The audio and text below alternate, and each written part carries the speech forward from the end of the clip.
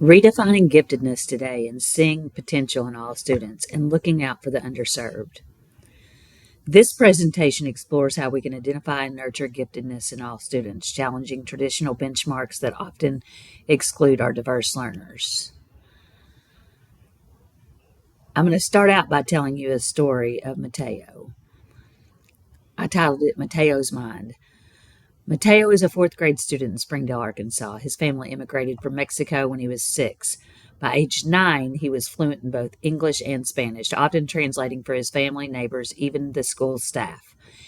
He loved puzzles, built structures from old cereal boxes, and he could explain multiple patterns with no formal instructions. But Mateo wasn't in the gifted program. Why?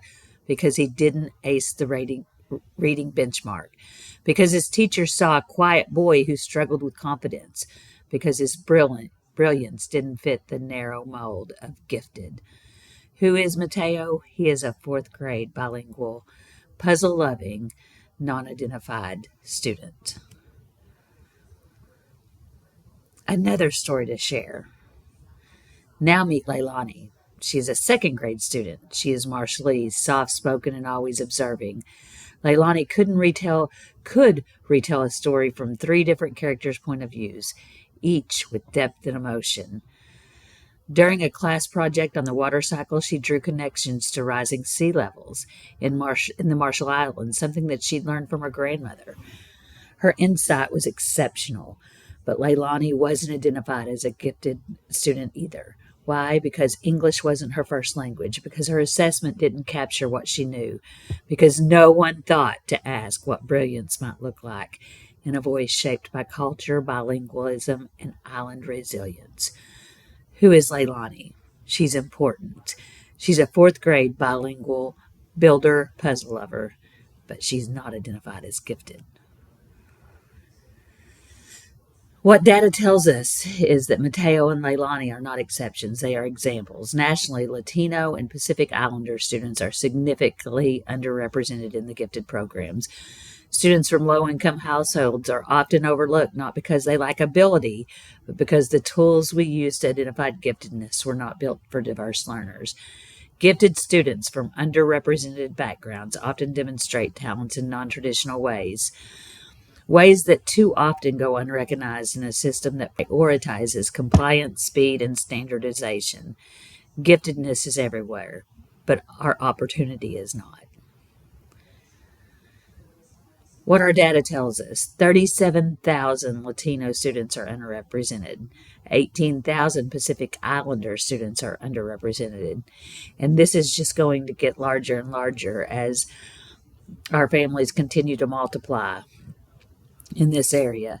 65 assessment tools are inadequate, and 20% of giftedness is shown non-traditionally. We have to promote equity. Creating an equitable environment in gifted education involves implementing effective strategies such as universal screenings and culturally responsive classrooms, which help us to ensure that every student's potential is recognized and nurtured regardless of their background.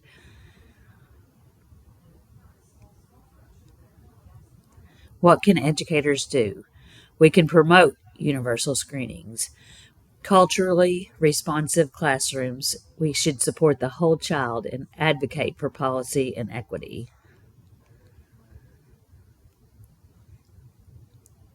To take that further, to implement universal screening, we have to stop relying on teacher referrals or parent advocacy alone. Screen every student with culturally neutral or nonverbal tools.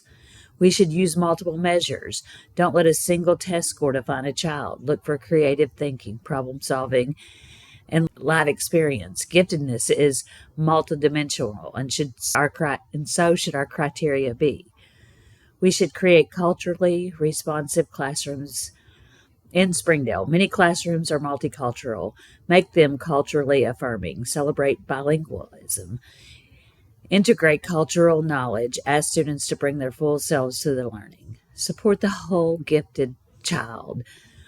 Students in poverty or from immigrant families face complex realities. There's trauma, language barriers, housing insecurities, food insecurities. We must nurture their potential academically and emotionally.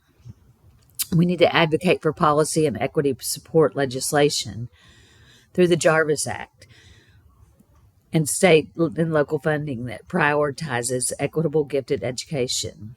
We need to ask the question of who are we missing and why. Hope through legislation. The Javits Act, thankfully, there's one piece of federal legislation designed to address this injustice: the Jacob K. Javits Gifted and Talented Students Education Act. It was established in 1988. The Javits Act is the only federal program that supports gifted education, and it focuses specifically on students who have been historically underrepresented in gifted and talented programs.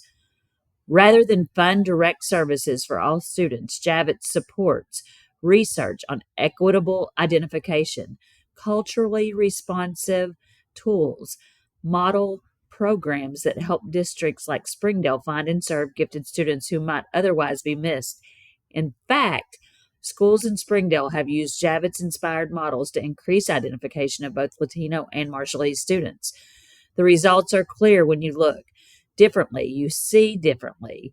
But the only way educators and policymakers can commit to it is through equity and excellence.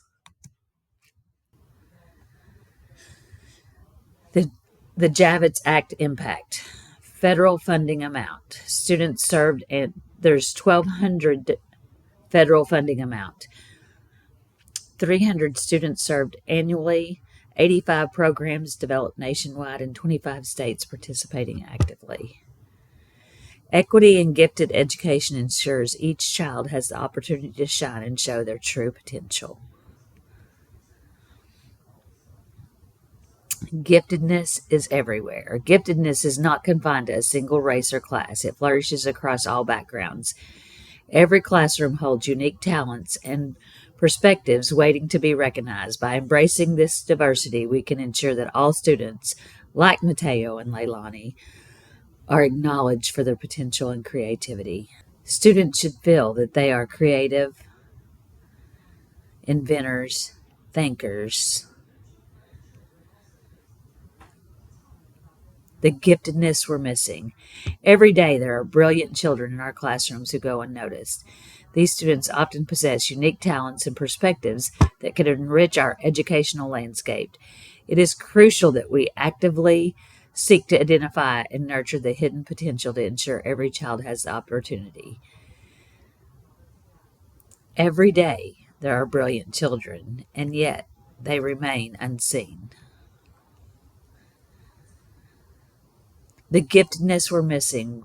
What would happen if Mateo and Leilani had been identified earlier? If someone had said, "You belong in advanced learning," or "We see your potential," how would that have shaped their confidence, their path, their future? Every day in school, there are brilliant children whose minds are solving problems, weaving stories, connecting cultures, and yet they remain unseen. Equity in gifted education isn't about giving special treatment. It's about removing the barriers that prevent gifted students from being recognized in the first place. As we strive for inclusion and equity, let's work together to ensure that every student's potential is recognized. It's celebrated and nurtured in our classrooms and communities. Let's redefine our gifted programs. Let's see all of our students clearly. Thank you for your time.